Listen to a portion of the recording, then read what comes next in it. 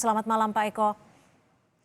Selamat malam Mbak Cynthia. Ya Pak Eko, bisa diinformasikan bagaimana kondisi korban malam hari ini? Apakah korban sudah sadarkan diri dan bagaimana kondisinya Pak Eko? Baik, betul bahwa saat ini korban sudah sadarkan diri, sudah bisa berkomunikasi. Bahkan sebenarnya mereka yang bersangkutan kemarin juga sudah sadar, hanya memang masih shock ya, masih trauma. Nah, hari ini tim kami sudah ke sana dan bisa melaporkan bahwa kondisi yang bersangkutan sudah membaik, sudah bisa berkomunikasi lebih lancar, sudah sadarkan diri dan traumanya juga sudah jauh menghilang. Nah, kita terus akan melakukan pendampingan agar supaya yang bersangkutan bisa memperoleh hak-haknya. Iya Pak Eko, lantas seperti apa kronologis peristiwa ini bisa terjadi dan bagaimana dengan proses hukumnya Pak Eko? Ya, bahwa memang tadi sampaikan yang bersangkutan datang sekitar akhir bulan Oktober, kemudian tanggal 18 November 2019 itu mulai bekerja di majikan yang sekarang ini, sampai kemudian mengalami penyiksaan. Nah, memang yang bersangkutan betul bahwa yang bersangkutan datang dengan visa ziarah, ya, dan itu sebenarnya tidak boleh bekerja. Nah, sejak kedatangan bulan November waktu itu, sebenarnya satu dua bulan pertama yang bersangkutan masih bekerja dengan baik. Artinya pihak majikan juga tidak kemudian melakukan kekerasan. Kekerasan terjadi, penganiayaan terjadi sekitar awal tahun ini. Pada sekitar bulan Februari, yang bersangkutan juga kembali mengalami penyiksaan sebenarnya. Dan itu sudah, yang bersangkutan sudah, hanya sayangnya waktu itu yang bersangkutan belum melapor ke kita, jadi kita tidak bisa memantau, melakukan pendampingan. Tapi yang bersangkutan sebenarnya sudah melaporkan ke keluarga waktu itu, dan juga pihak yang mensponsori yang bersangkutan waktu itu di Indonesia. Hanya kemudian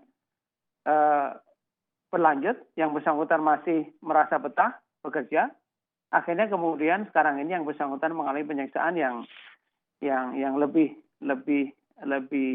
berat dari yang kemarin. Iya Nah, Pak jadi Eko. itu kronologinya. Pak Eko, artinya sudah 2 bulan lebih yang bersangkutan mengalami penyiksaan dan sudah sempat melaporkan penyiksaan ini kepada pihak yang berwenang. Lantas bagaimana dengan pelaku? Apakah pelaku sudah diamankan oleh pihak kepolisian Arab Saudi? Maaf, bukan. Yang pertama waktu Februari itu yang bersangkutan bukan lapor kepada pihak berwenang. Bahkan kami pun juga tidak tahu waktu itu. Yang bersangkutan hanya mengirim foto ke keluarganya. Nah, mungkin masih dianggap masih bisa terus bekerja. Sampai kemudian yang kemarin. Nah, yang kemarin karena demikian berat penyiksaan, sehingga yang bersangkutan juga mengalami kesakitan luar biasa dan kemudian dibawa ke rumah sakit. Nah, baru kemudian kami memperoleh informasi, langsung kemudian KJRI datang ke rumah sakit, membantu segala sesuatunya, termasuk melaporkan kepada pihak kepolisian, sehingga akhirnya kemudian dilaporkan secara resmi oleh kita KJRI. Yang membawa yang bersangkutan ke pihak rumah sakit, apakah pelaku atau dari pihak tertentu?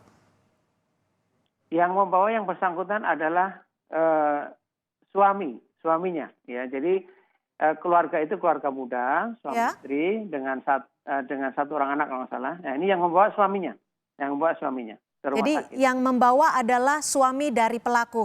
Bagaimana dengan pelaku sendiri? Apakah sudah ada status hukum yang ditetapkan? Iya, untuk menyebut pelaku kan ini belum ada proses penyidikan yang lebih dalam. Kita baru bisa menduga, ya kan? Jadi memang di keluarga itu kejadiannya, tapi kita kan tidak tahu siapa yang sebenarnya secara resmi dapat dituduhkan sebagai pelaku. Hanya memang dugaan kita penyiksaan atau penganiayaan itu dilakukan oleh istri. Nah, jadi itu suami kemudian membawa yang bersangkutan ke rumah sakit karena mungkin melihat sakit yang diderita oleh yang bersangkutan, dan akhirnya kemudian Pak Eko, kita segera datang. Ya Pak Eko, boleh dikonfirmasi apakah betul terduga pelaku adalah istri dari perwira pemuda imigrasi? Kita kan nggak bisa kemudian sekarang menentukan karena belum resmi, polisi belum resmi kemudian menyampaikan siapa yang sebenarnya menjadi pelaku. Dan ini kan hanya dugaan kita, karena kejadian berlangsung di rumah itu. Ya. Siapa yang terlibat di situ kita juga belum pasti, hanya dugaan. Ini baru dugaan. Nanti prosesnya tentunya harus berdasarkan dengan kaidah-kaidah yang berlaku. Polisi datang ya, visum dan sebagainya. Baik, artinya pendampingan akan terus dilakukan oleh Konsulat Jenderal Republik Indonesia di Jeddah, Arab Saudi. Baik, terima kasih Pak Eko Hartono, Konsulat Jenderal Republik Indonesia di Jeddah, Arab Saudi. Terima kasih atas informasinya.